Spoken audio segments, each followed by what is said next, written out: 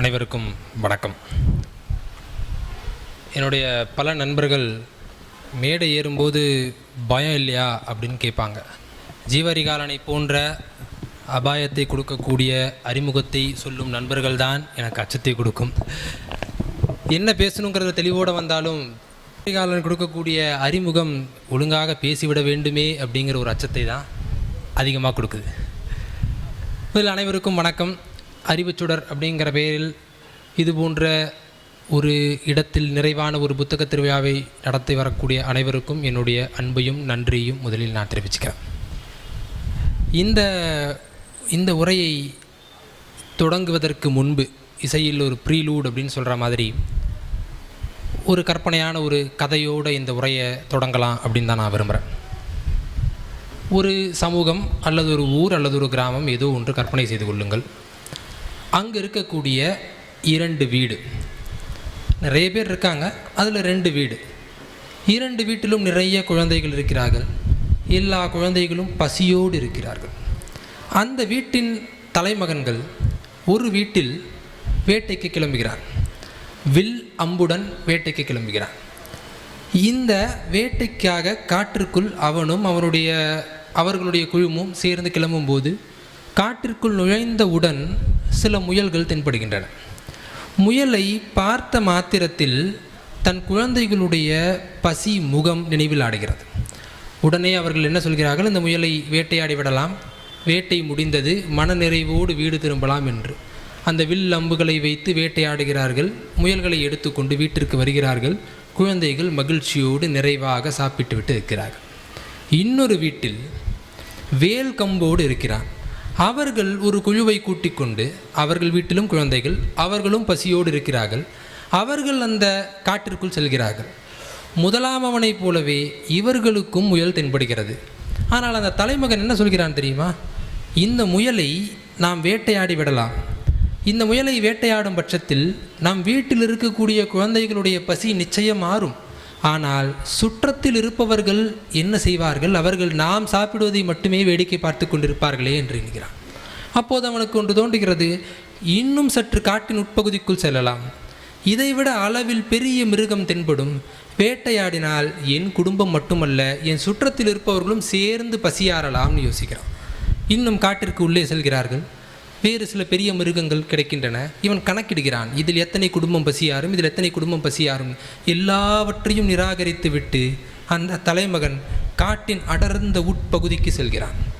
ஆனால் உடன் வருபவர்களில் சிலர் நழுவிக்கொள்கிறார்கள், வேறு விலங்குகளை வேட்டையாட விட்டு நழுவுகிறார்கள். ஆனால் இவன் மட்டும் காட்டின் அடர்ந்த பகுதிக்கு சென்று ஒரு காட்டு யானையை சந்திக்கிறான். அந்த யானையை பார்த்தவுடன் தான் அவனுக்கு திருப்தி ஏற்படுகிறது. இதை தான் நான் வேட்டையாட வந்திருக்கிறேன். ஒரு யானையை நான் வேட்டையாடுவதன் வழியே என் ஊரில் இருக்கக்கூடிய எல்லா குடும்பங்களின் பசியையும் என்னால் ஆற்ற முடியும்னு நம்புகிறான். கையில் இருக்கக்கூடிய வேல்கம்பை குறிப்பார்த்து எறிகிறான். ஆனால் அது காட்டு யானை, தடித்த தோல் கொண்டது. அந்த வேல்கம்பு என்ன ஆகுதுன்னா முனை மழுங்கி கீழே விழுந்துருது. யானைக்கு அது ஒரு கொசுக்கடி மாதிரி கூட இருந்திருக்கலாம். ஏன்னா அது அவன் ஒன்றும் போர் வீரன் கிடையாது, ரெகுலராக அந்த ஈட்டியை கூர்முனையோடையே வைத்திருக்கிறதுக்கு. ஆனால் இந்த முனை மழுங்கி விழுந்த ஈட்டி கையில் எடுத்துக்கிறான். யானை ஓடிடுது, இருளாயிடுது. சரி, திரும்ப வீட்டுக்கு போகலான்னு சொல்லிட்டு எந்த ஒரு விலங்கையும் வேட்டையாடாமல் வீட்டுக்கு திரும்புகிறான். ஆனால் அவன் நினைத்ததற்கு மாறாக மொத்த ஊரும் அவனை கொண்டாடுகிறது. காரணமாக சொல்கிறது, என் பசி எப்படி உனக்கு தெரிந்ததுங்கிறது தான் அந்த ஊர் அவனிடம் கேட்ட கேள்வி. யானையை வேட்டையாட முடியுங்கிற நம்பிக்கையும் துணிச்சலும் உனக்கு எப்படி கிடைச்சதுங்கிற கேள்வியை தான் அந்த மக்கள் கேட்கிறார்கள். ஆனால் அப்போது தான் இந்த கதை சொன்னேன் இல்லையா, இது நான் சொன்ன கதை இல்லை நண்பர்களே, திருவள்ளுவர் எழுதிய திருக்குறள் தான் அது. காண முயல் இது அம்பினில் யானை பிழைத்த வேல் ஏந்தல் இனிதுன்னு அவர் எழுதியிருக்கார். யானை பிழைத்த வேலை நீங்கள் ஏந்துவதே இனிமையானது அப்படிங்கிறது தான் அந்த குறள். இந்த ஏந்தல் இனிது அப்படிங்கிறது தான் இந்த உரையுடைய தலைப்பு. ஆனால் இந்த ஏந்தல் இனிதுன்னு நான் எதை குறிப்பிடுறேன்? இப்போது இருக்கக்கூடிய சமூகத்தில் வாசிப்பு எனும் செயல்பாடு எப்படி யானை பிழைத்த வேலாக நம்மிடையே இருக்கிறது என்பதை சொல்வது தான் இந்த உரையோட நோக்கம். ஆனால் அதை சொல்வதற்கு அடிப்படையான சில கேள்விகளிலிருந்து இந்த உரையை நான் தொடங்க விரும்புகிறேன். எல்லா உயிரினங்களுக்கும் அடிப்படையாக ஏதேனும் ஒரு உணர்வு இருக்கிறதா அப்படின்னு யோசித்தா பசி தான் அந்த உணர்வு. பசிக்கான செயல்பாடாக வேட்டை அமைகிறது. வேட்டையில் வேறொரு உயிரினம் இரையாகிறது. அந்த இறை வீட்டிற்குள் உணவாகிறது. உணவு வீட்டாரின் பசியை ஆற்றுகிறது. ஆனால் தன்னுடைய பசியின் அளவுகோல் உணர்வின் மூலமாக மட்டுமே தெரிந்துவிடும். ஆனால் அடுத்தவனின் பசியை தெரிந்து கொள்வதற்கு நம்மிடையே நிறைய தேடல் தேவைப்படுகிறது.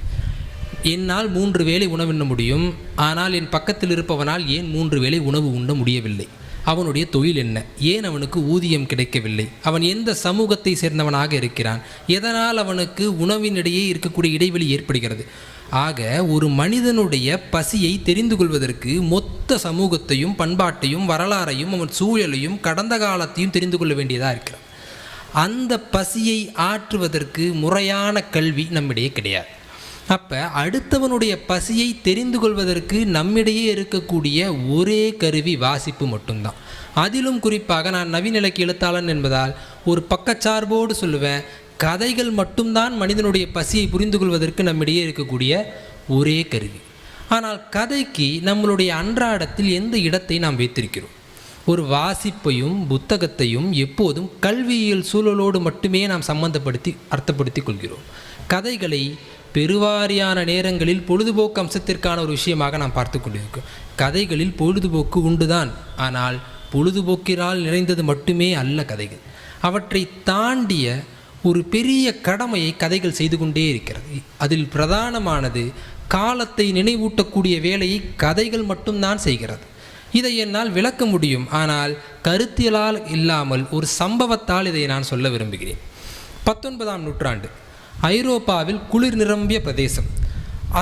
அது எரிவாயு கண்டுபிடிக்கப்படாத ஒரு காலகட்டம், எரிவாயு அடுப்புகள் கண்டுபிடிக்கப்படாத காலகட்டம். எல்லா வீடுகளிலும் குளிர் காய்வதற்காக விறகுகளும் சுள்ளிகளும் வைத்து நெருப்பு மூட்டி குளிர் காய்ந்தே தீர வேண்டும். அப்படி இல்லை என்றால் குளிரில் நடுங்கி குழந்தைகள் இறக்கக்கூடிய சூழல் உருவாகும். இந்த காலகட்டத்தில் ஒரு வணிகம் பிரபலமாகிறது. என்ன வணிகம்? எல்லா மக்களுக்கும் விறகும் சுள்ளியும் தேவை என்றால் அந்த விறகும் சுள்ளியும் தான் வியாபாரத்திற்கான பொருள். ஆனால் இந்த வியாபாரம் பெருவாரியான நேரங்களில் அதிகாரம் இருப்பவரிடம் மட்டும்தான் இருக்கும். அப்போது அந்த ஐரோப்பாவில் ஒரு பெருந்தனக்காரன், அவரிடம் ஒரு பெரிய தோட்டம் இருக்கிறது. தோட்டம் நிறைந்த மரங்கள். அந்த மரங்களிலிருந்து விழக்கூடிய சுள்ளிகளை விறகு வாங்க காசில்லாத ஒரு ஏழை சுவரேறி குதித்து அந்த சுள்ளிகளை எல்லாம் திருடுகிறான், எடுக்கிறான். ஆனால் எடுத்த மாத்திரத்தில் தோட்டக்காரன் கையும் களவுமாக அவனை பிடித்து விடுகிறான். அவனை பிடித்ததோடு விட்டுவிடலாம். ஆனால் இதை 19ஆம் நூற்றாண்டிலிருந்து இன்றிலிருந்து கிட்டத்தட்ட 150-170 ஆண்டுகளுக்கு முன்பு நிகழ்ந்த சம்பவம். அவன் அந்த முதலாளி என்ன செய்கிறான் தெரியுமா? இந்த ஏழையை பிடித்து கொண்டு நீதிமன்றத்திற்கு செல்கிறான். நீதிமன்றம் அந்த ஏழையை குற்றவாளியாக்கி ஒரு தீர்ப்பையும் வழங்குகிறது. என்ன தீர்ப்பு என்றால், வேறொருவருடைய மரத்தை வெட்டுவது எப்படி குற்றமோ அதை போலவே அந்த மரத்திலிருந்து விழுந்த சுள்ளிகளை பொறுக்குவதும் குற்றம் என்று ஒரு தீர்ப்பை வழங்கி அந்த ஏழைக்கு என்ன சொல்கிறார்கள்? நீங்கள் அபராதம் விதிக்க வேண்டும் என்று தீர்ப்பளிக்கிறார்கள். அவனே ஏழை, விறகு வாங்க காசு இல்லாமல் தான் அவன் அந்த வீட்டிலிருந்து விழுந்த சுள்ளிகளை பொறுக்குகிறான். ஆனால் அவனிடம் அபராதம் கட்ட வேண்டும் என்கிறார்கள். தன்னால் இயலாது என்று சொன்னவுடன் சரி, அதற்கு பதிலாக அந்த முதலாளியின் தோட்டத்தில் மரம் வெட்டும் தொழிலில் கூலி இல்லாமல் பணி செய்ய வேண்டும் என்று தீர்ப்பு எழுதுகிறார்கள். இந்த தீர்ப்பு ஐரோப்பாவின் பத்திரிகை ஒன்றில் வெளியாகிறது. அந்த மரத்திருட்டு எனும் தலைப்பில் வெளியான அந்த கட்டுரையை 22-23 வயதான ஒரு இளைஞன் வாசிக்கிறான். அந்த இளைஞன் வாசித்தவுடன் அவனுக்கு கோபம் வருகிறது. இதற்கு மறுமொழியாக ஒரு கட்டுரை எழுத வேண்டும் என்று முன்வருகிறான். ஆனால் அதை எழுதுவதற்கு உதாரணமாக ஒரு கதையை நினைவு கொள்கிறான், வாசகர்களுக்கு நினைவுபடுத்துகிறான். அது என்ன கதை தெரியுமா? வில்லியம் ஷேக்ஸ்பியர் எழுதின மர்ச்சன்ட் ஆஃப் வெனிஸ் என்ற ஒரு கதையை அவன் சொல்கிறான். அது என்ன கதை? நண்பனுக்காக ஒரு கடன் கொடுக்கும் ஒருவனிடம் அன்டோனியோ என்பவன் கடன் வாங்குகிறான். ஆனால் அந்த கடன் கொடுக்குறான்னு சொன்னால், நீ திருப்பி தரமாட்ட, அதனால் உனக்கு என்னால் கடன் தர முடியாதுன்றான். இவர்கள் கட்டாயப்படுத்துவதால் ஒரு ஒப்பந்தம் எடுக்கிறார்கள். உன்னால் கடன் அடைக்க முடியாவிட்டால் அதற்கு ஈடாக உன் உடலிலிருந்து ஒரு பகுதி தசையை நீ கொடுக்க வேண்டும் என்று ஒப்பந்தம் எழுதுகிறார். கதையல்லவா? நிச்சயம் கொடுக்க முடியாமல் தான் போகும். அவனாலும் கொடுக்க முடியவில்லை. வழக்கு நீதிமன்றம் செல்கிறது. நீதிமன்றத்தில் போர்ஷியா என்ற ஒரு வக்கீல் வருகிறார். அந்த வக்கீல் புனைவு சிறப்புமிக்க, அதற்கு அது எழுதப்பட்ட காலத்திலிருந்து இன்றளவும் வரலாற்று சிறப்புமிக்க நீதியாக அது ஒன்று இருக்கிறது. அந்த போர்ஷியா தான் சொல்கிறார், உங்கள் ஒப்பந்தத்தில் தசை தான் குறிப்பிடப்பட்டிருக்கிறது, இரத்தம் சிந்தாமல் நீங்கள் தசையை வெட்டி எடுத்துக்கொள்ளுங்கள் என்று சொல்கிறார். அதை சொன்னவுடன் அந்த தீர்ப்பும் அந்த புனைவும் காலத்தின் ஒரு பகுதியில் தேங்கி விடுகிறது. இந்த இளைஞனுக்கு அந்த கதை, அந்த நாடகத்தின் கதை நினைவு கூறுகிறது. அவன் என்ன சொல்கிறான் தெரியுமா? ஒரு கதையில் அறம் சார்ந்த நீதி பேசப்படுகிறது, ஆனால் இந்த மரத்திருட்டு விவகாரத்தில் நீதியை முறையாக பேசக்கூட ஒரு ஆள் இல்லை, குற்றத்திற்கும் தண்டனைக்குமான விவகாரமாக இந்த மரத்திருட்டு பேசப்பட்டிருக்கிறது என்று எழுதுகிறான். ஆனால் உண்மையில் இது என்ன? இது குற்றத்திற்கும் உடைமைக்கும் எதிரான ஒரு விவாதமே அன்றி தண்டனைக்குரிய விவாதமே கிடையாது. இயற்கை படைத்த மரத்தை தனி உடைமையாக ஒருவன் எடுத்துக்கொள்ள நேரும் தருணத்தில் யாரோ ஒருவன் மறுபுறத்தில் ஏழையாகி கொண்டிருக்கிறான் என்று 22 வயது இளைஞன் கட்டுரை எழுதுகிறான். அந்த இளைஞன் தான் காரல் மார்க்ஸ். அவன்தான் தொழிலாளர்களே ஒன்று சேருங்கள் என்று உலகம் முழுக்க அழைத்தவர்.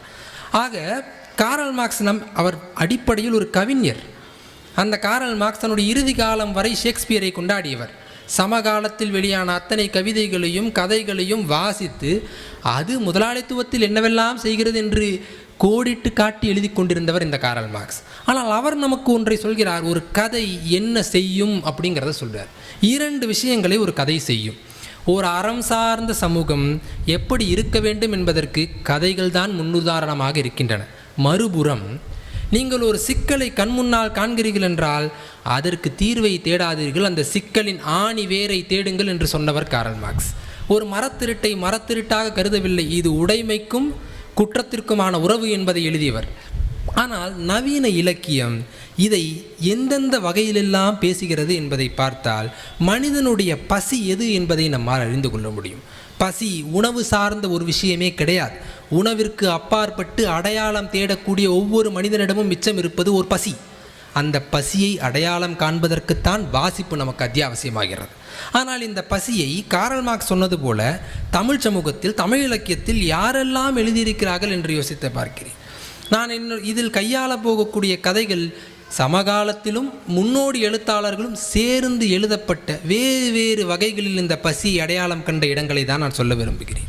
முதலில் எந்த கதையிலிருந்து தொடங்கலாம் என்றால், இந்த கதைகள் 2 விஷயத்தை சொல்லும் என்று சொன்னேன். ஒன்று, அறம் சார்ந்த சமூகத்தின் அடையாளங்களை புனைவுகளும் கதைகளும் தான் சுமக்கும் என்றால், இந்த அறம் யாருக்கான அறம் என்ற அடிப்படை கேள்வியை எழுப்புவது நவீன இலக்கியம். ஒரு உதாரணம், ஜி நாகராஜன் என்ற ஒரு எழுத்தாளர் இருக்கிறார். உலகம் முழுக்க நம் உறவினர்கள் யாரேனும் இறந்துவிட்டால் உற்றம் சுற்றம் உறவினர் எல்லோரும் வந்து துக்கம் விசாரிப்பார்கள். துக்கம் விசாரிப்பது உலகம் முழுக்க இருக்கக்கூடிய ஒரு மரபு, ஒரு பண்பாடு. அந்தந்த சமூகத்திற்கு ஏற்ற மாதிரி அதனுடைய வெளிப்பாடுகள் அமையுமே தவிர இந்த சடங்கு எல்லா காலத்திலும் நிகழ்ந்து கொண்டிருக்கிறது. ஆனால் இந்த ஜி நாகராஜன் துக்க விசாரணை என்றே ஒரு கதை எழுதியிருக்கிறார். அந்த துக்க விசாரணை கதை மிகவும் சிக்கலான ஒரு கதை. கிட்டத்தட்ட கயிற்றின் மேல் நடப்பது போன்று எழுதப்பட்ட ஒரு கதை. கடற்கரையோரம் அமர்ந்திருக்கக்கூடிய ஒருவன் செய்தித்தாளை வாசிக்கிறான். அந்த செய்தித்தாளில் 20 நாட்களுக்கு முன்னர் இறந்து போன விளிம்பு நிலையில் இருக்கக்கூடிய சமூகம் புறந்தள்ளிய தொழிலை செய்யக்கூடிய ஒரு பெண் இறந்துவிட்டார் என்ற ஒரு செய்தியை அதில் வாசிக்கிறான். அப்போது அவனுக்கு ஒரு கேள்வி வருகிறது, அந்த பெண்ணுக்கு யாரும் துக்கம் விசாரிக்க வேண்டாமா என்று. இந்த கேள்வியை கேட்பதற்கு ஒரு நவீன இலக்கியவாதி மட்டும்தான் அங்கே தேவைப்படுகிறான். ஆனால் அந்த பெண்ணை விவரிக்க வேண்டும் அல்லவா? அந்த பெண் தன் விருப்பப்பட்டு அந்த சமூகம் புறந்தள்ளிய தொழிலை எல்லாம் தேர்ந்தெடுக்கவில்லை. சூழலும் சமூகமும் பண்பாடும் பொருளாதார சூழலும் எல்லாமும் சேர்ந்து அந்த பெண்ணை ஒரு இடத்துக்கு தள்ளி இருக்கிறது. அங்கிருந்து வரக்கூடிய அந்த பெண் தற்கொலை செய்து கொண்டிருக்கிறார்.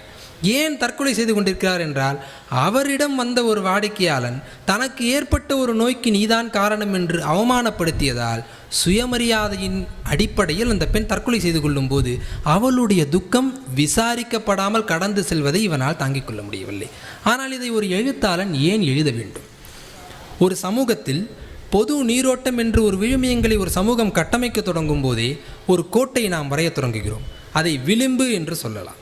நீங்கள் ஒரு விளிம்புக்குள் அடங்காத எல்லா மனிதர்களையும், எல்லா தொழிலையும், எல்லா குணநலங்களையும் விளிம்பிற்கு அப்பால் ஒதுக்கி வைத்து விடுகிறீர்கள். ஆனால் நீங்கள் எத்தனை மனிதர்களை ஒதுக்கி வைத்தாலும் அவர்களுக்கு ஒரு கனவு இருக்கிறது, அவர்களுக்கு ஒரு வாழ்க்கை இருக்கிறது, அவர்களுக்கு ஒரு குரல் இருக்கிறது. அதை பேச வேண்டிய இடத்தில் எழுத்தாளன் மட்டுமே பேச தொடங்குகிறான். ஆனால் எழுத்தை பொறுத்தவரை எது எழுத்து என்று ஒரு கேள்வி எழும்பும்போது ஐரோப்பிய எழுத்தாளர் மரியா வர்கஸ் லோசா சொல்கிறார், எழுத்து என்பதே புரட்சி என்கிறார். எழுத்து எப்படி புரட்சியாகும்? நிறுவனமயமாக்கப்பட்ட எல்லா சமூகத்திலும் அந்த நிறுவனமயமாக்கப்பட்டதற்கு எதிராக யாரெல்லாம் குரல் கொடுக்கிறார்களோ, வீட்டில் தந்தையின் அதிகாரம் அதிகமாக இருந்தால் தந்தையை எதிர்த்து பேசக்கூடிய ஒரு குரல் புரட்சியின் குரல். ஒரு விளிம்பை நீங்கள் வரைந்துவிட்டு அப்பால் இருக்கக்கூடிய மனிதர்களின் வாழ்க்கையை நீங்கள் பேசுவதாக இருந்தால் அந்த கதை புரட்சியின் கதை. அந்த அடிப்படையில் ஜி. நாகராஜன் எழுதுகிறார், இருட்டில் ஊதி அணையப்பட்ட மெழுகுவர்த்தியை போல் அந்த பெண் மறைந்தார் என்று ஒரு வரி இருக்கிறது. இந்த வரியை நீங்கள் ஒவ்வொரு சொல்லாக பிரித்து பார்க்கலாம். மெழுகுவர்த்தி நமக்கு அன்றாடம் எங்கெல்லாம் உதவுகிறது? மெழுகுவர்த்தியை நாம் வெளிச்சத்தில் பயன்படுத்துவதே கிடையாது. வெளிச்சத்திற்கு பயன்பாடில்லாத ஒரு பொருள், ஆனால் அதற்காக நாம் அதை உதாசீனப்படுத்தி தூக்கி எறிந்து விடுகிறோம். மெழுகுவர்த்திக்கான தனித்தன்மைகள் என்ன?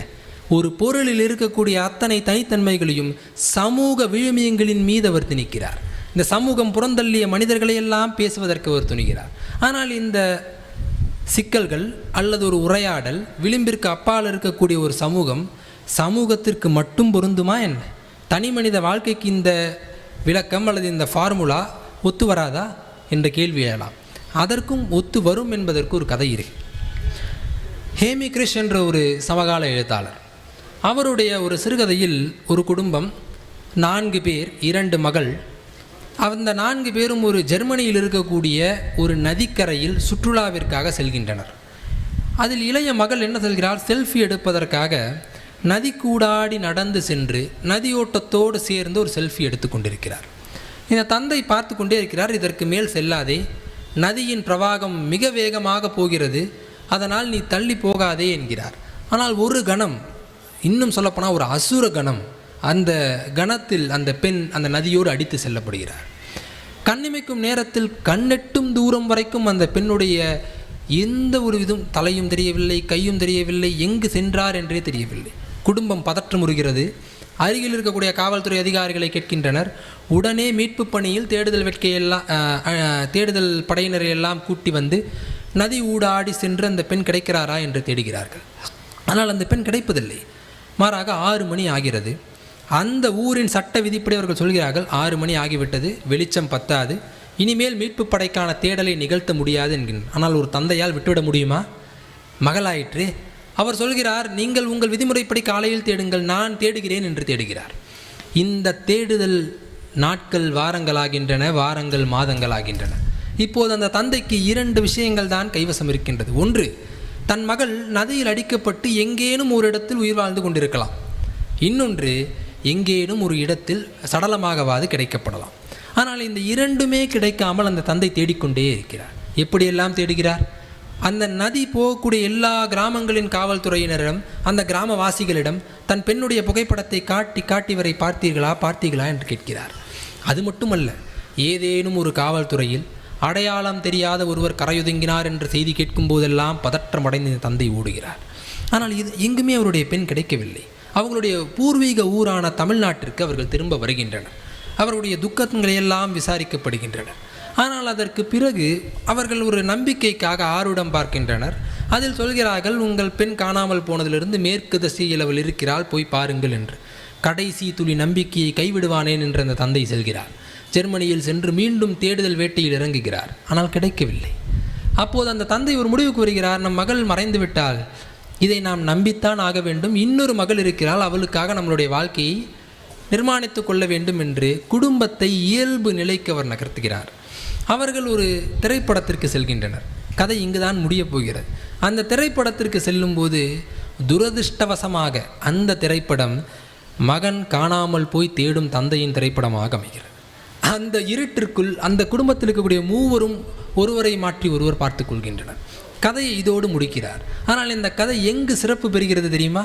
நான் இதுவரை இந்த கதையுடைய தலைப்பை சொல்லவே இல்லை. இந்த கதையின் தலைப்பு கூழாங்கல். ஒரு நதியின் ஓட்டத்தில் உருவாகி நதியின் ஆழத்தில் எந்த சலனமும் ஏற்படுத்தாமல் இருக்கக்கூடிய ஒரு பொருள் கூழாங்கல். தனித்து அதற்கு ஏதாவது அர்த்தம் உண்டா? அதனுடைய உருவாக்கத்திற்கு ஏதாவது வரலாறு உண்டா? ஆனால் அது நினைவாக, நதியின் நினைவாக ஒரு கூழாங்கல் எப்போதும் இருக்கிறது. இந்த பெண்ணின் மறைவு அந்த குடும்பத்திற்கு ஒரு நினைவாக எப்போதும் இருக்கிறது. கடந்த காலம் உங்கள் நினைவை சுரண்டிக்கொண்டே இருக்கும் என்றால் அந்த குடும்பத்தை யோசித்து பாருங்கள். அவர்களுடைய கடந்த காலம் ஒரு கூழாங்கல்லை போல் உருவாகி இருக்கிறது. ஆனால் அது தன்னுடைய பெண் என்பதால் இந்த நினைவு வரும். வேறொரு பெண்ணாக இருந்தால், வேறொரு உறவாக இருந்தால், வேறொரு மனிதனாக இருந்தால் இந்த நினைவு வருமா? என்று ஒரு கேள்வி எழலாம். நிச்சயம் வரும். நவீன இலக்கியம் எந்த சாத்தியங்களையும் கைவிடாது. அப்படியான ஒரு கதை தான் பிரம்யா கிராஸ்வின் என்ற ஒரு சமகாலத்து எழுத்தாளர் நெடுநிசி என்ற ஒரு கதை எழுதியிருக்கிறார். தொடர்ச்சியாக கதை சொல்கிறேன் நினைக்க வேண்டாம், கடைசியாக வருகிறேன் ஏன் இந்த கதைகள் எல்லாம் சொல்லப்படுகிறது என்று.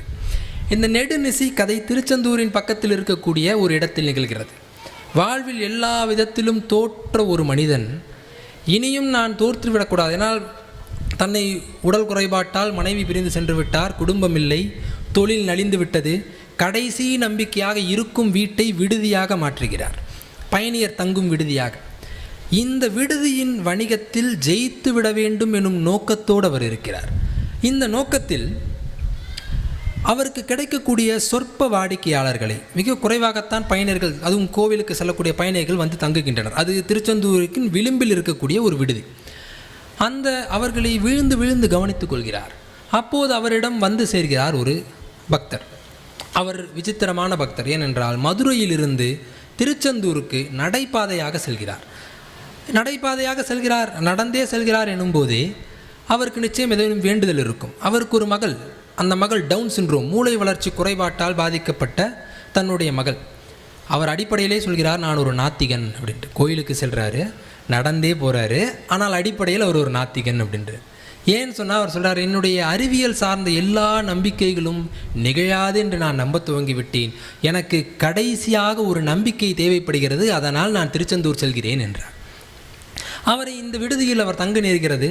தன்னுடைய அத்தனை சுக துக்கங்களையும், தன்னுடைய கடந்த காலத்தில் இருக்கக்கூடிய தன் மகளிருக்கு ஏற்பட்ட நிலை எல்லாவற்றையும் கண்ணீர் பொங்க அந்த மூன்றாவது மனிதனான அந்த நாயகரிடம், அந்த விடுதியை நடத்தி கொண்டிருப்பவரிடம் அவர் பேசுகிறார். ஆனால் இதையெல்லாம் பேசி முடித்த பிறகு அன்று இரவு உணவு உண்டுவிட்டு இருவரும் உறங்க துவங்குகின்றனர்.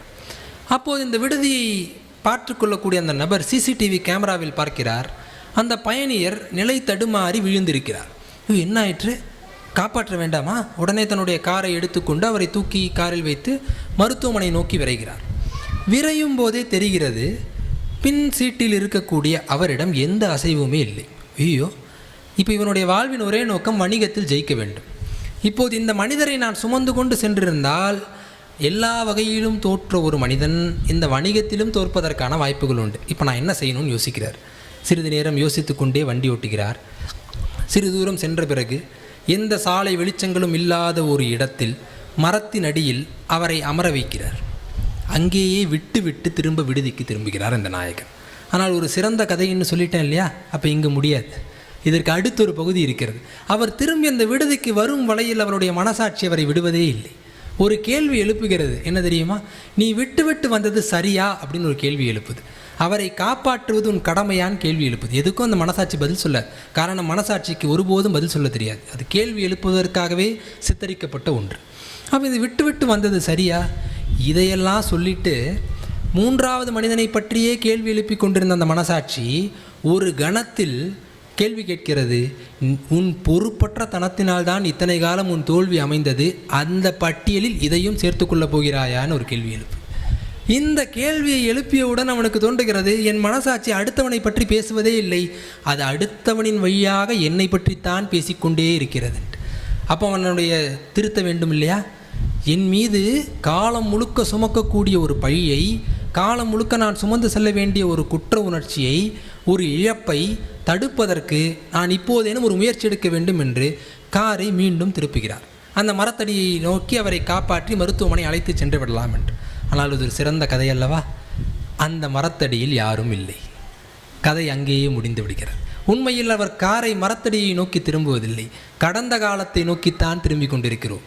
அவர் மட்டுமல்ல, எல்லோரும் கடந்த காலத்தை நோக்கி திரும்பிக் கொண்டிருப்பதற்கு 2 காரணங்களை தான் கதைகள் சொல்கின்றன. எல்லா கதைகளும் குற்ற உணர்ச்சியையும் இழப்பின் வலியையும் சொல்வதற்காகவே எழுதப்பட்டவை. காரணம், இந்த 2ஐ நம்மால் ஒருபோதும் நம்முடைய அடுத்த தலைமுறைக்கும் சொல்லித்தர முடியாது, வேறொரு நபருக்கும் நாம் சொல்லித்தர முடியாது.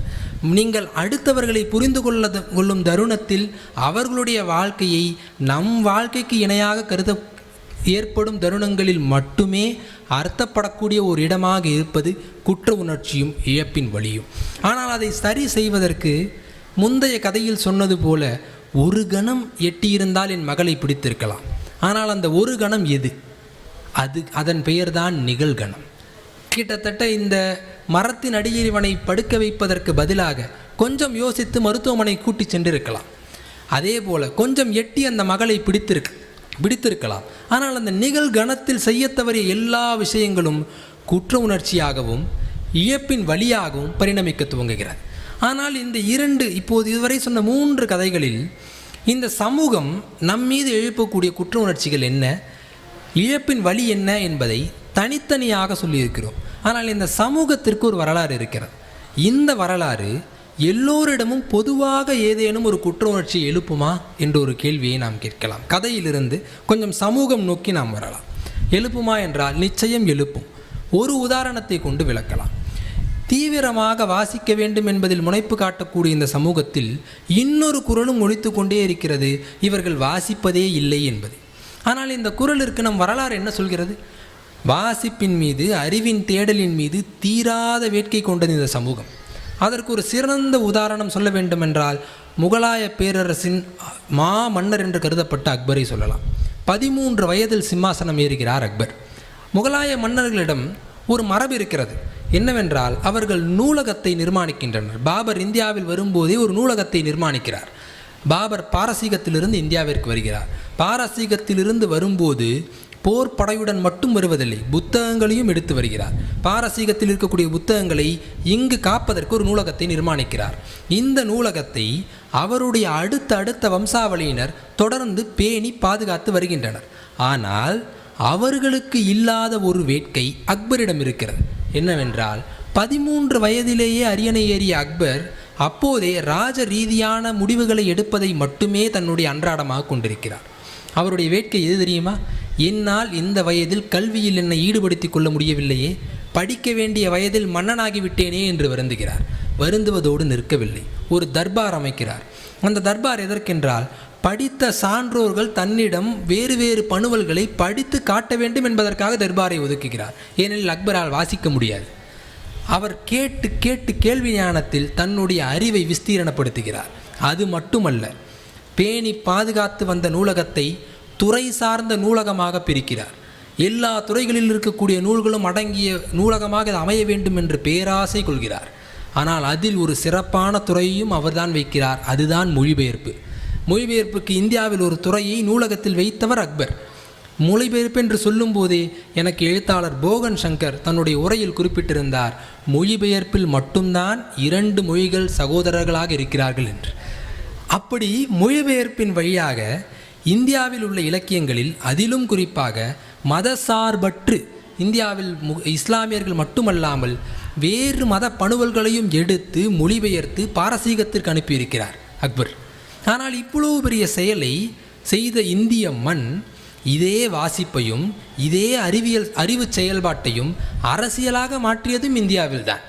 அதற்கும் 2 எடுத்துக்காட்டுகளை என்னால் சொல்ல முடியும். வாசிப்பில் 2 வகைகள் எப்போதும் உண்டு. இந்த எடுத்துக்காட்டை சொன்ன பிறகு உங்களுக்கே அந்த 2 வழிகள் என்ன என்று புலப்படும்.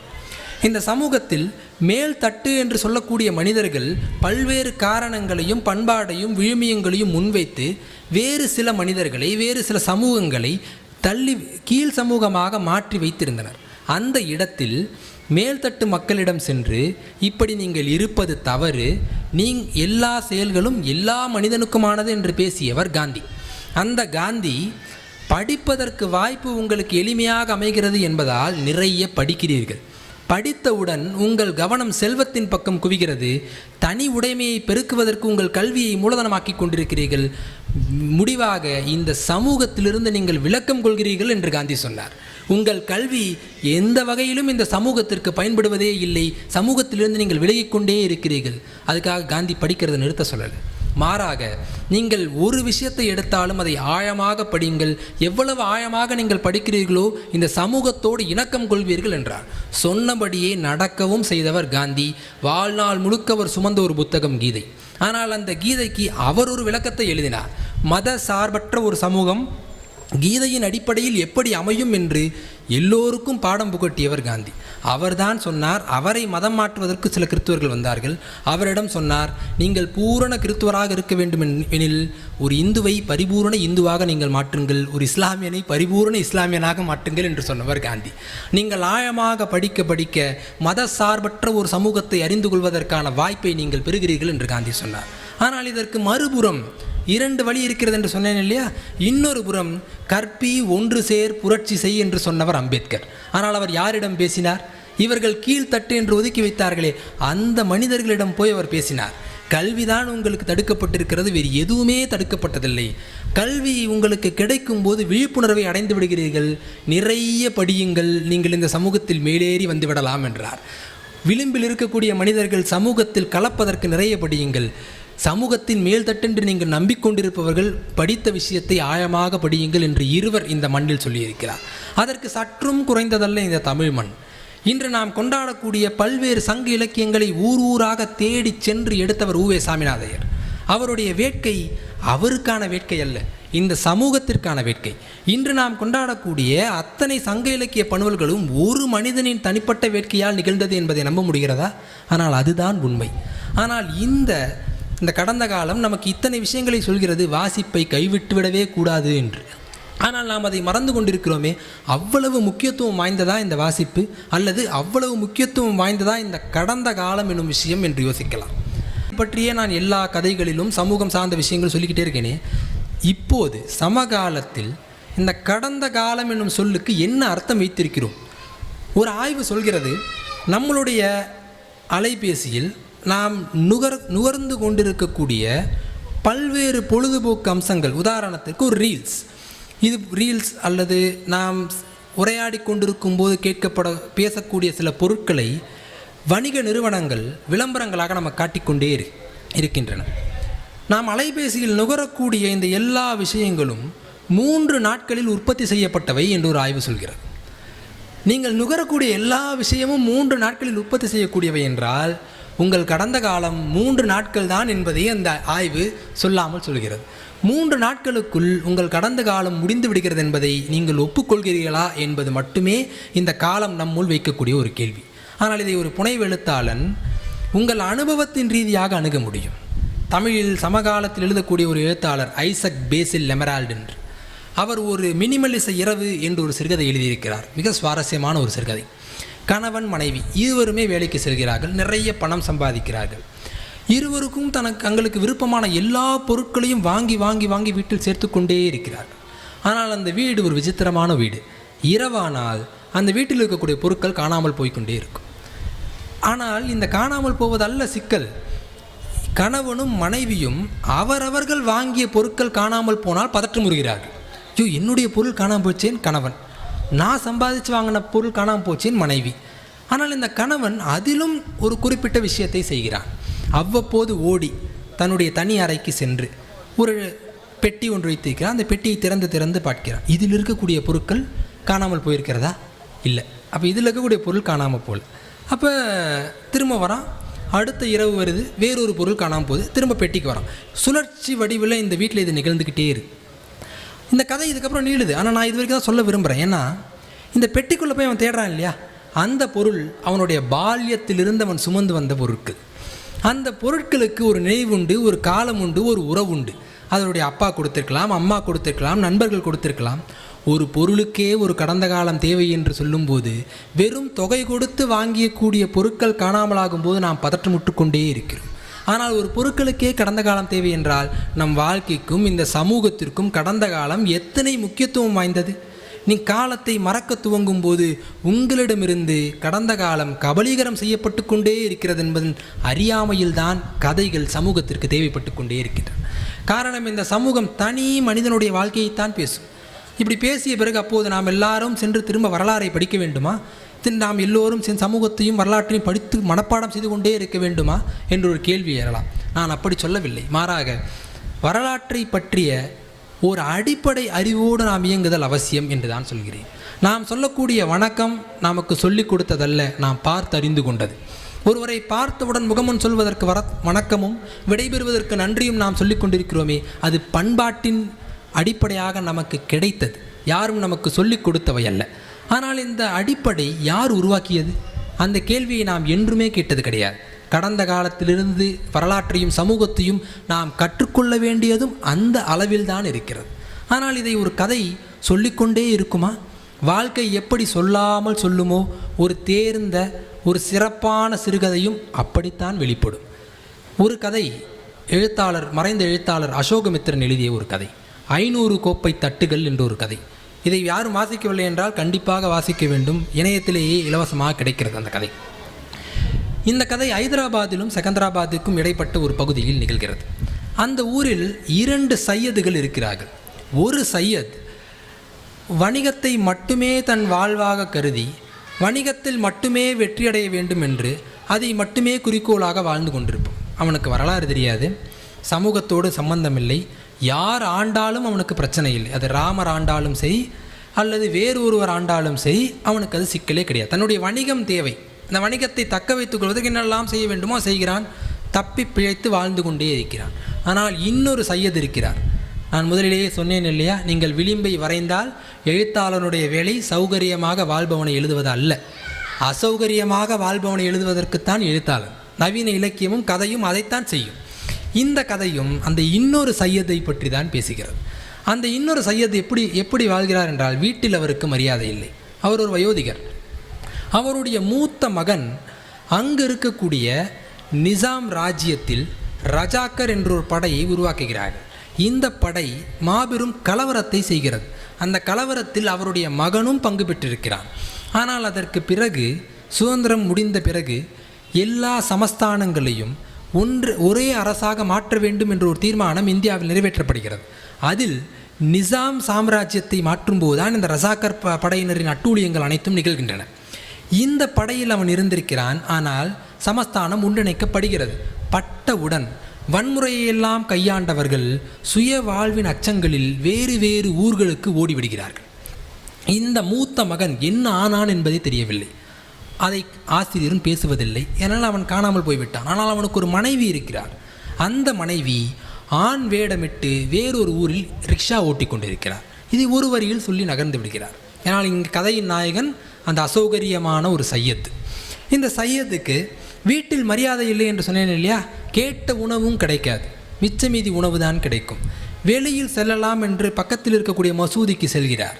வழியில் சிலர் கிரிக்கெட் விளையாடி கொண்டிருக்கிறார்கள், சிறுவர்கள். அந்த பந்து சையது மேல் படுகிறது. மன்னிப்பெல்லாம் கேட்பதில்லை. சையத்தை பந்தால் மட்டும் அடிக்கவில்லை, கிண்டல் அடிக்கிறார்கள், அவர் மீது வன்முறை செலுத்துகிறார்கள், அவரை ஏளனம் செய்கிறார்கள். சையத் எதுவுமே பதில் பேசுறதில்லை. எல்லாவற்றையும் வாங்கி கொண்டு மசூதி நோக்கி நகர்ந்து விடுகிறார். காரணம், அவருக்கு தெரிகிறது, நான் எதையும் திருப்பி செய்வதற்கோ சொல்வதற்கான நிலையிலோ என் வரலாறு என்னை வைக்கவில்லை என்னும் அறிவு அவருக்கு இருக்கிறது. ஆனால் அவர் வரலாறிலும் எதுவும் செய்யவில்லை. நம் கதையில் ஒரு வரி வருகிறது, சையத் அவர் மூத்த மகனைப் போல் அல்ல, அவர் ஒரு பயந்தாங்கொல்லின்னு ஒரு வரி வருகிறது. ஆனால் சையத் என்ன பண்ணுகிறார், அந்த மசூதிக்கு செல்கிறார். மசூதியில் அற்புதமான வர்ணனை ஒன்று இருக்கிறது. அங்கு நிறைய புறாக்கள் இருக்கின்றன. அதில் ஒரு வயதான புறா, அந்த புறாவின் இறகை ஒடித்து விடுகிறார்கள். ஏற்கனவே ஒடித்து விட்டிருக்கிறார்கள். அந்த புறா என்ன செய்கிறது என்றால், மசூதிக்கு வருபவர்கள் இறைக்கும் ரவைகளை சாப்பிடுவதற்காக ஒவ்வொருவரும் பின்னாலும் நகர்கிறது. இந்த சையத் அந்த புறாவை பார்த்தவுடன் சொல்கிறான், இது போட்ட குட்டிங்க தான் இத்தனை புறாவும், ஆனால் இது இங்கேயே தான் சுற்றிட்டு இருக்கு, அது புறா அல்ல, அது சையத். சையத் தன்னைத்தான் அந்த புறாவின் வழியே பார்க்கிறான். யாரேனும் தனக்கு உணவு அளித்து கொண்டே இருப்பார்கள் என்னும் நம்பிக்கையில் அங்கு வாழ்கிறார். ஆனால் இந்த சையத்தோடு இன்னொரு கதையும் சேர்கிறது. ஒருவன் வீட்டிற்கு வருகிறான். என்னிடம் 10 ரூபாய் வாங்கினீர்களே, வாடகைக்கு வீடு பார்த்து கொடுக்கிறேன் என்று, அதை எப்போது வீடு பார்த்து தருவீர்கள்னு கேட்கிறான். சையத் ஏமாற்றுகிறார். நான் இன்னாரிடம் பேசினேன், 10 ரூபாய் முன்பணமாக கொடுத்திருக்கிறேன், அவர் உனக்கு வீடு கொடுப்பார் என்று சொல்கிறான். ஆனால் அவன் சொல்கிறான், நீங்கள் பொய் சொல்கிறீர்கள், நீங்கள் யாரை குறிப்பிட்டீர்களோ அவரை நான் நேற்று தான் பார்த்தேன், அவருக்கு உங்களையே யார் என்று தெரியாது என்று சொல்லிவிட்டார் என்றார். ஆனால் இந்த சையத் சொல்கிறார், நான் வேண்டுமென்று ஏமாற்றவில்லை. இவரை ஏளனம் செய்த மாற்று மதத்தின சிறுவர்கள் இவரை ரஜாக்கரின் தந்தை என்று குற்றம் சாடுகிறார்கள். இவர் ஏமாற்றிய அந்த மகன் இவரோடு இணக்கமாக இருக்கிறான், அந்த ஒரு பையன் இணக்கமாக இருக்கிறான், அவனும் மாற்று மதத்தை சேர்ந்தவன் தான். ஆனால் இந்த சையத் எல்லோரிடமும் அமைதியாக இருக்கிறார். அந்த புறாவை அவருக்கு கோபம் வருகிறது. என் கையாலாகாத்தனத்திற்கு விடையாக இந்த புறாவை கொன்று விடலாமா என்று யோசிக்கிறார். அதற்காக அந்த புறாவை கையிலும் எடுக்கிறார். அப்போது ஒரு தபால்காரன் வருகிறான். உங்களுக்கு ஒரு கடிதம் வந்திருக்கிறது, 500 கோப்பை தட்டுகளை நீங்கள் அரசிற்கு செய்து தர வேண்டும் என்ற ஒரு ஒப்பந்தம் உங்களுக்கு வந்திருக்கிறது என்கிறார். இவருக்கு மகிழ்ச்சி கிடைக்கிறது. என்ன மகிழ்ச்சி தெரியுமா? என்னை இந்த சமூகம் ரஜாக்கர் என்னும் ஒரு சொல்லை வைத்து இழிவுபடுத்தி கொண்டே இருக்கிறதே, இதிலிருந்து நான் விடுதலை அடையப் போகிறேன் என்று நம்பிக்கை கொள்கிறார். வீட்டில் எனக்கு கிடைத்த விடுதலை அவருக்கு முக்கியமல்ல, எல்லா சிக்கல்களுக்கும் காரணமாக அந்த ரஜாக்கர் என்னும் சொல்லை தான் அவர் கருதுகிறார். ஆனால் அவர் மிகுந்த மகிழ்ச்சியோடு வீடு நோக்கி செல்லும்போது சிறிய சந்தேகம் ஏற்படுகிறது. உண்மையில் இது எனக்கு வந்த கடிதம் தானா அப்படின்னு யோசிக்கிறார். ஒரு மின்விளக்கு வெளிச்சத்திற்கு அடியில் அந்த கடிதத்தை அவர் பார்க்கிறார். அவருக்கு உண்மை தெரிகிறது, அது தனக்கு வந்ததல்ல, சையது தான், சௌகரியமான சையதுக்கு வந்த கடிதம். வரலாற்றோடு எந்த தொடர்பும் இல்லாமல் வணிகத்தை மட்டுமே நிலைத்து நிற்கக்கூடிய அந்த சையதுக்கு அந்த கடிதம் வருகிறது. அந்த கடிதத்தை அதற்கு பிறகு அவர் என்ன செய்தார் என்றெல்லாம் அவர் சொல்லுவதில்லை, கதையில் எழுதப்படுவதில்லை. ஆனால் ஒன்று தெரிகிறது, மீண்டும் தன்னுடைய அசௌகரியமான அந்த வாழ்க்கைக்கு அந்த வயதான சிறகுடிந்த புறாவை போல் அந்த சையத் சென்று விடுவார் என்று.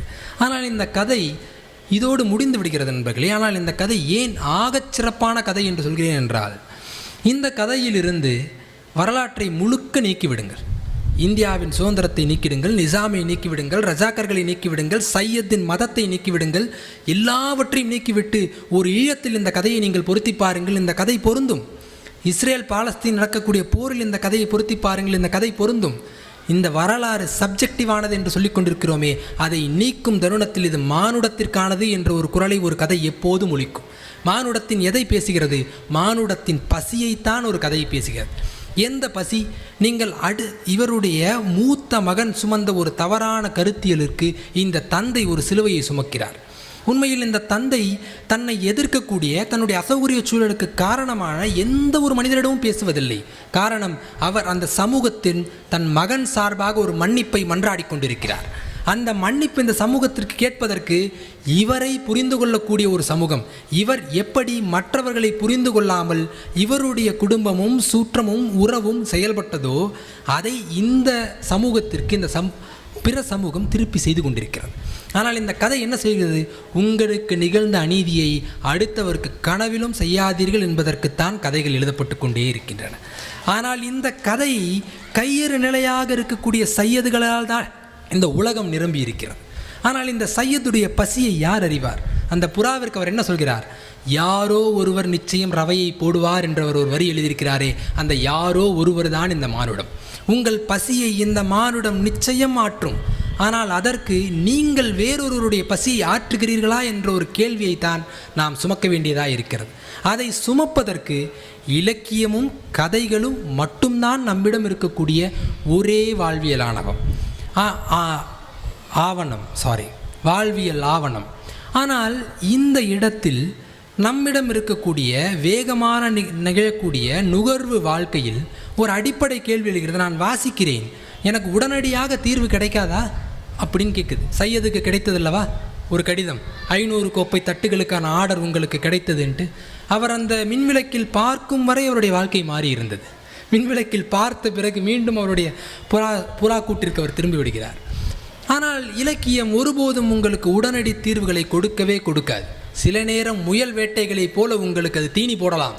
ஆனால் மற்றமைகளை புரிந்து கொள்வதற்காக நீங்கள் படிக்கக்கூடிய ஒவ்வொரு இலக்கியமும் நீங்கள் சுமக்கக்கூடிய யானை பிழைத்த வேலாகத்தான் இருக்கும். இதை இறுதியாக என் உரையை முடிக்க சுகுமாரன் ஒரு மிக அருமையான கவிதை எழுதியிருக்கிறார். புத்தகங்களின் கூட்டறிக்கை என்று அந்த ஒரு கவிதை இருக்கிறது. அதில் ஒரு வரி வருகிறது, உங்களில் யாரோ ஒருவரின் கண்டு தீரா கனவு இன்னும் எங்களுள் ஒளிர்ந்து கொண்டிருக்கிறது என்று ஒரு புத்தகம் சொல்வதாக சுகுமார் எழுதுகிறார். உண்மையில் கதை வாசிக்கும் போது சிரிக்கிறோம், அழுகிறோம், கதாபாத்திரங்களுக்காக கரிசனம் கொள்கிறோம், வேறு சில கதாபாத்திரங்களை கண்டு கோபமுறுகிறோம், யாரோ ஒரு தந்தையை கதையில் படித்து நம் தந்தையோடு ஒப்பிட்டுக் கொள்கிறோம். சில நேரம் நம்மளுடைய கீழ்மையை வேறு ஒரு கதாபாத்திரம் வெளிப்படுத்தி கொண்டிருக்கிறது. சில நேரம் வெட்கமுறுகிறோம், அச்சமுறுகிறோம், இதை செய்யக்கூடாது என்று கதை படித்து நாம் முடிவெடுக்கிறோம். உண்மையில் கதைகள் நம் மனதை, இந்த சமூகத்தை, நாம் மற்றவர்களை பார்க்கக்கூடிய பார்வையை பிரதிபலித்து கொண்டே இருக்கின்றன. அந்த பார்வையில் உங்கள் கண்களுக்கு இந்த வாசிப்பு அடுத்தவரின் பசியை அடையாளம் காட்டுமென்றால் அந்த இலக்கியம்தான் யானை பிழைத்த வேலாக இருக்கும். அதை ஏந்தல் இனிது என்று சொல்லி நிறைவடைகிறேன். நன்றி, வணக்கம். என்னோட பேர் செந்தில்குமார். வணக்கம். வணக்கம். நீங்கள் கதையை தான் நிறையா படிக்க சொல்கிறீங்க. நான் ஃபிக்ஷன் தானே நம்ம டிஃப்ரெண்ட் பெர்ஸ்பெக்டிவ் கொண்டு வரும். இல்லையா, நான் தான் அக்பர் சொன்னேன், கால்மார்க்ஸ் சொன்னேன். கால்மார்க்ஸ் எங்கேயுமே கதை எழுதுறதில்லை.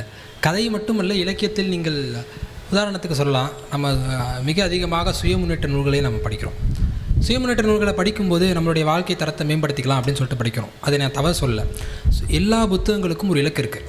அந்த இலக்கு பொதுவாக என்ன இருக்குன்னா, சுய முன்னேற்ற நூல்களோட இலக்கு உங்களுடைய வாழ்க்கை முன்னேறணும். அதுதான் ஒரு இலக்கு. இப்போ நான் ஒரு சிறந்த பேச்சாளனாக வேண்டும்னு நான் முடிவெடுத்து அது ஒரு சுய முன்னேற்றம். அதுக்கு நான் ஒரு புத்தகத்தை நான் வாங்குகிறேன்.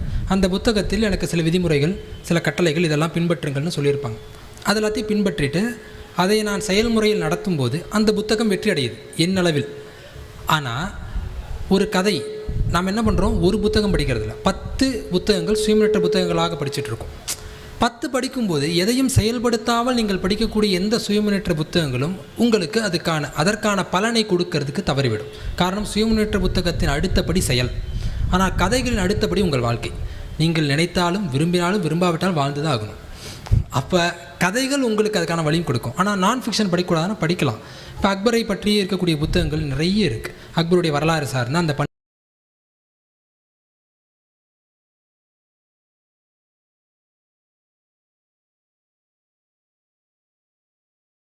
சென்னை மாதிரியான ஒரு சமூகத்தில் தனிச்சு விடப்படுறோம்னு நீங்கள் நினைக்காதீங்க. ஏன்னா இங்கே ரீட்ஸ் அப்படிங்கிற அமைப்புகள் ஏகப்பட்டது இருக்குது. சிற்றப்பாக்கம் ரீட்ஸு, அண்ணா நகர் டவர் ரீட்ஸு, அப்புறம் நிறைய அமைப்புகள் கூட்டங்கள் நடத்திட்டு இருக்காங்க. நீங்கள் எல்லா இடத்துலையும் போய் நீங்கள் பேசலாம். இது உங்களோட ஒரு கேள்விக்கான பதில். இன்னொன்று, பொது நீரோட்டத்தில் பெருவாரியாக சினிமாக்களை பற்றி, திரைப்படங்களை பற்றி, அதில் வரக்கூடிய கதாபாத்திரங்கள், கதை மாந்தர்கள், அவங்கள பற்றி பேசிக்கிட்டே இருப்பாங்க. நாம் என்ன பண்ணலான்னா, இன்னும் கொஞ்சம் இப்போ தீஜாவை படிக்கும்போது மோகமுல் நாவல் படிக்கிறோம். தங்கம்மாள் மாதிரி ஒரு பெண்ணுடைய காதல் எப்படி இருக்குது அப்படிங்கிறத நீங்கள் பேசலாம், தப்பே கிடையாது. என்னென்னா, ஒரு நாவல்ங்கிறது முழு கதையை நீங்கள் பேசணுன்னு எந்த அவசியமுமே இல்லை. மோகமுல் நாவலில் மியூசிக் அவர் அட்ரஸ் பண்ண விதம், அந்த இன்ஸ்ட்ருமெண்ட்ஸ் அவர் அட்ரஸ் பண்ண விதம், இதை பற்றி மட்டுமே நீங்கள் பேசலாம். ஆனால் இதை நீங்கள் பேசும்போது சமகால மியூசிக்கோடு சேர்த்து பேசுனீங்கன்னா அவங்கள நம்ம உள்ளிழுக்க முடியும். இது உங்களுக்கு மட்டுமான சிக்கல் இல்லை. இலக்கியம் குறித்து யாரை பேசுகிறதா இருந்தாலும், எந்த ஒரு உரையாக இருந்தாலும், ஆப்போசிட்டில் இருக்கவங்களுடைய வேவ் லெங்க்த்துக்கு அவங்கள கூட்டிகிட்டு வந்து நம்ம தீஜானகிராமனை குழந்தைக்கு பேசி பேசி ஊசி போடுற மாதிரி தான் இலக்கியத்தை நம்ம எல்லா இடத்துலையுமே நம்ம சொல்ல முடியும். இன்னும் கொண்டாடக்கூடிய எழுத்தாளர் அவருமே நிறைய இப்போ அவங்கக்கிட்ட நீங்கள் பாயாசம் சிறுகதையிலேருந்து ஆரம்பிக்கலாம். ஏன்னா அவங்க பாயாசம்னு சொன்னீங்கன்னா கேட்க மாட்டாங்க. மணிரத்னம் ஒரு திரைப்படம் எடுத்திருக்காங்க, நெட்ஃப்ளிக்ஸில் இருக்குது, ஆந்தாலஜி படம். அதில் ஒரு படம் இருக்குது, அதை நீங்கள் பாருன்னு சொல்லுங்கள், அது பாயாசம் கதை. அந்த கதையை நீங்கள் சொல்லிவிட்டு இப்போ அந்த படத்தை விட்டுருங்க, நம்ம அந்த கதையை பேசலான்னு கூட்டுவாங்க. அந்த நாயகனை பற்றி நீங்கள் பேச ஆரம்பிங்க. நாயகனை விட்டுருங்க, தீஜானகிராமனை பற்றி பேச ஆரம்பிங்க. தீஜானகிராமனையும் விட்டுருங்க, அவருடைய சிறந்த நாவலில் உங்களை பாதித்த நீங்கள் முதல்ல இப்போ பேசுனீங்கள்ல, அதை இப்போ பேசுனீங்கன்னா எல்லோரும் கேட்பாங்க. கொண்டாடுறதுக்கு இந்த சமூகம் தயங்காது. ஆனால் அவங்களை எப்படி நம்ம கூட்டு வரோங்கிறதுல தான். ஆக்சுவலி நம்ம ஜானகிராமனோட அன்பே ஆரமுதே அடின்னு ஒரு சின்ன குறு நாவல் இருக்குது, அடின்னு சொல்லிட்டு, அன்பே ஆரமுதே. அதை பார்த்து தான் எனக்கு அவ்வளோ அதாவது சொசைட்டியை பார்க்குற விதம், மனுஷங்களை பார்க்குற விதம், அந்த துவேஷம், வஞ்சனை, இதெல்லாம் போய் அவர் யாரையுமே குறை சொல்ல மாட்டார் ஜானகிராமன். ஸோ யாரையுமே தப்பாக வஞ்சனையாக சொல்ல மாட்டார். அந்த மாதிரி ஒரு குணம் அதுலேருந்து தான் என்னோட இதுவே ஸ்டார்ட் ஆச்சு. ஜானகிராமனோட அடி அண்ட் அன்பே ஆரமுதே. Okay, thank you sir. தேங்க்யூ, வணக்கம். இப்போ இருக்கிற மொபைல் யுகத்தில் புக்கு ரீடிங் ரொம்ப கம்மியாயிருச்சு. இப்போ நாமளும் பண்ணாததுனால நம்ம குழந்தைங்களும் நம்மகிட்டேருந்து கற்றுக்கிறதுக்கு ரொம்ப சிரமமாக இருக்குங்கும்போது, இப்போ அவங்களுக்கு நீங்கள் சொன்ன மாதிரி கதை சொல்லணுன்னா எந்த மாதிரி கதையை நான் ஃபஸ்ட்டு அவங்களுக்கு சொல்லி, இதை உங்களுக்கு நீங்கள் உங்களை பாதித்த கதை, இன்னும் உங்கள் மனசுக்குள்ளே இருக்கிற கதையை ஏதாவது ஷேர் பண்ணுங்கள். நிச்சயமாக நான் எந்த கதையுமே சொல்ல மாட்டேன். உங்களுக்கு நானும் வாசிக்காமல் என்னுடைய குழந்தையும் வாசிக்காமல் இருக்கிறப்ப அது எப்படி பண்ணணும்னு மருந்தே அதுதான். நீங்கள் சூழலை கொடுத்தால் குழந்தை வரும். குழந்தை பிறந்தலேருந்தே டிவி பார்க்கல, நீங்கள் டிவி பார்த்ததுனால அந்த குழந்தை டிவி பார்க்குது. நம்ம வீட்டில் இருக்கவங்க எல்லோரும் எது பண்ணுறோமோ அது அந்த குழந்தை செய்யும். குழந்தையுடைய அறிவுங்கிறதே அது பிரதிபலிக்கிறது தான். வேறு ஒருத்தர் செய்கிறத நகலெடுத்து செய்யும்.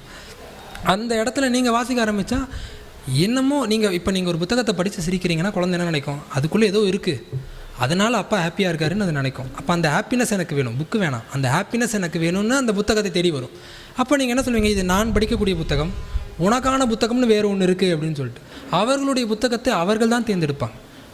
வண்ணப்படங்களுக்குடைய புத்தகங்கள் படிப்பாங்க. விலங்குகள் பற்றி இருக்கக்கூடிய புத்தகங்கள் தான் பெருவாரியாக குழந்தைகள் படிக்கிறது. ஏன்னா விலங்குகளை புரிஞ்சுக்கிறது வழியாக உலகத்தை அவங்க புரிஞ்சிக்க தொடங்குறாங்க. எல்லோரையும் எல்லாம் அப்படி இல்லாத நேரத்தில் என்ன ஆகும்னா ஒரு நாயை பார்த்தவுடன் கல்லை தூக்குவதுங்கிறது மிக இயல்பான ஒரு விஷயம். ஆனால் அதோடைய குரலை யார் பேசுவா? குழந்தைக்கு அதை சொல்கிறது தான் பஞ்சதந்திர கதைகள் எல்லாமே. ஸோ நான் நிச்சயமாக எந்த புத்தகமே நான் சிபாரிசே செய்ய மாட்டேன். ட்ரையல் அண்ட் எரரில் நீங்களே உங்கள் குழந்தைய கூப்பிட்டு போய் அந்த குழந்தைக்கு எந்த அட்டைப்படம் பிடித்திருக்கோ அந்த புத்தகத்தை வாங்கி கொடுங்க. கதை நல்லா இல்லையா அதை வச்சுட்டு வேறு புத்தகம் வாங்கி கொடுங்க. அதான் நான் என்னோடய சிபாரிசாக சொல்லுவேன். ஆனால் நீங்கள் வாசிங்கிறது தான் ஃபஸ்ட்டு.